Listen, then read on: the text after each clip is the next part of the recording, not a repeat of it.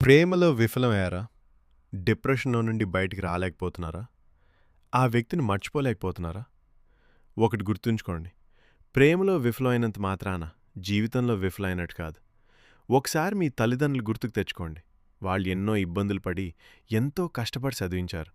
1, 2 సంవత్సరాలుగా పరిచయమైన వాళ్ళ కోసం మీ జీవితాన్ని త్యాగం చేయటానికి సిద్ధమవుతున్నారు. ఈ సమస్త ప్రాణకోటిలో మనిషిగా పుట్టడం ఒక వరం. దాని విచక్షణ లేకుండా బలవంతంగా త్యాగం చేయటం కన్నా దౌర్భాగ్యం ఇంకోటుండదు.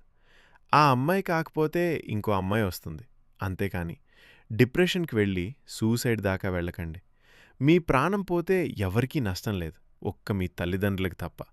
ఇన్ని సంవత్సరాలు మిమ్మల్ని పెంచి పెద్ద చేశారు. ఈరోజిలా మిమ్మల్ని ఈ పరిస్థితుల్లో వాళ్ళు చూసి తట్టుకోగలరా? ఈ రోజుల్లో నిజమైన ప్రేమ కనిపించటం లేదు. కేవలం 100% మాత్రమే. అది కూడా చివరి వరకు కలిసి ఉంటారనే నమ్మకం లేదు. మీరు డిప్రెషన్‌లోకి వెళ్తే ఈ ప్రపంచం ఏం ఆగిపోదు. కింద పడిపోవటం తప్పు కాదు. తిరిగి లేవకపోవటమే మన తప్పు. Love is just a part of life. అదే జీవితం కాదు అని తెలుసుకోండి. ఈ వీడియో చూస్తున్న వారిలో ఎవరైనా లవ్ ఫెయిల్యూర్ ఉంటే వారికి ఈ వీడియో అంకితం. ఈ వీడియో వల్ల ఒక్కరిలో మార్పు వచ్చిన నా ప్రయత్నం ఫలించినట్టే. ఈ వీడియో మీకు నచ్చినట్టయితే ఒక లైక్, ఒక సబ్స్క్రైబ్ చేయండి. ముఖ్యంగా షేర్ చేయడం మర్చిపోకండి. Thank you all.